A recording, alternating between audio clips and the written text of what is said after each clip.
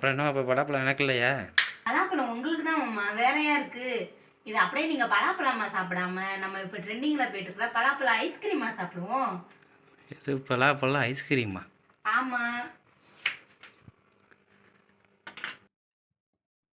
ஆமா, பலாப்பழத்துல ஐஸ்கிரீமான்னு கேட்டீங்களே, இங்க பாத்தீங்களா பலாப்பழ ஐஸ்கிரீம்.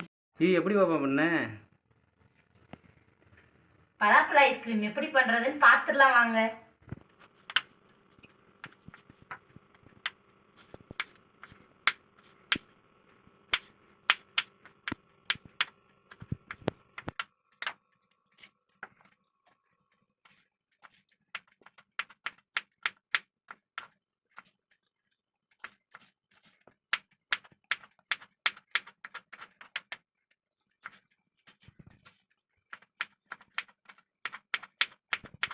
ஃப்ரெண்ட்ஸ், நான் ஒரு 10 பலாச்சொலையை அதோட சீடெல்லாம் நீக்கி வச்சுருக்கேன். இப்போ நம்ம அதை ஜாரில் போட்டுக்கலாம்.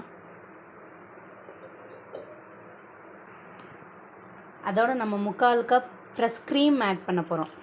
அதை ஆட் பண்ணி நல்லா பிளெண்ட் பண்ணி எடுத்துக்கலாம். அடுப்பில் ஒரு பேன் வச்சுட்டு 1 கப் மில்க் ஊற்றிக்கலாம். 3 ஸ்பூன் சர்க்கரை போட்டுக்கலாம்.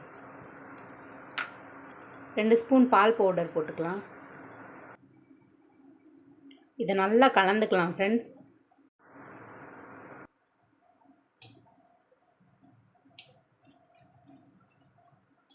பால் பவுடர்லாம் நல்லா கரைஞ்சிச்சு ஃப்ரெண்ட்ஸ். இன்னும் கொஞ்சம் கட்டியாகவும் நம்ம அடுப்பை ஆஃப் பண்ணிக்கலாம்.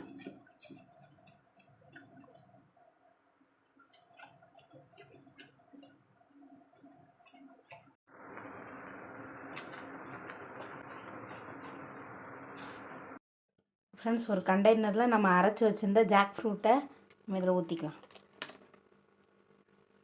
நம்ம காய்ச்சி வச்சுருந்த பாலையும் இதில் ஊற்றிக்கலாம்.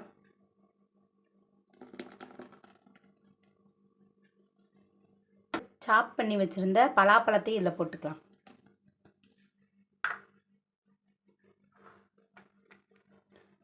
முந்திரி பருப்பையும் இதில் போட்டுக்கலாம். இதை நல்லா மிக்ஸ் பண்ணிக்கலாம் ஃப்ரெண்ட்ஸ். நல்லா மிக்ஸ் பண்ணியாச்சு ஃப்ரெண்ட்ஸ். இதை நம்ம ஃப்ரிட்ஜில் ஒரு 5 மணி நேரம் செட் பண்ண போகிறோம். மேலே எதாவது வச்சு ரேப் பண்ணிவிட்டு ஃப்ரிட்ஜில் 5 மணி நேரம் வச்சு எடுத்துருங்க ஃப்ரெண்ட்ஸ். நான் அலுமினியம் ஃபாயிலில் கவர் பண்ணியிருக்கேன். நீங்களும் ஏதாவது கவர் பண்ணால் மட்டும்தான் ஃப்ரோசன் ஆகாமல் இருக்கும். கண்டிப்பாக கவர் பண்ணிடுங்க.